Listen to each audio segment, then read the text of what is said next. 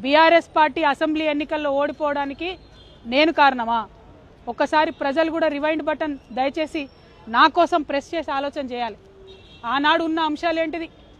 ఇండ్లు ఇవ్వలేదన్న అంశం, ఉద్యోగాలు ఇవ్వలేదన్న అంశం, దోపిడీదారులకు టికెట్లు మార్చమని ఎంతమంది మొత్తుకున్నా మార్చకుండా వాళ్ళనే మళ్ళీ ప్రజల మీద రుద్దాలనేటటువంటి చేసిన ప్రయత్నం, ఈ అంశాలు కాదా ఆనాడు చర్చలో ఉన్నాయి?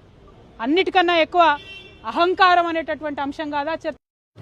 ఇవాళ వచ్చినటువంటి తీర్పుని అనుగుణంగా మలుచుకొని బీఆర్ఎస్ పార్టీ ఓటమిని నా మెడలో వేయాలని చూస్తున్నారు. ఇది కరెక్ట్ కాదు. కేటీఆర్ గారు, మీరు ప్రజలకు జవాబుదారీగా ఉండాలి. You are living in a denial my dear brother. accept the fact, understand what has happened during that election, take steps accordingly, fight it out in people, do not blame me for this. Whereas the party supported me 3 years of the cases, did party social media support me? ఇవాళ పొద్దున్న నుండి సన్నాయి నొక్కులు నొక్కుతున్నారు.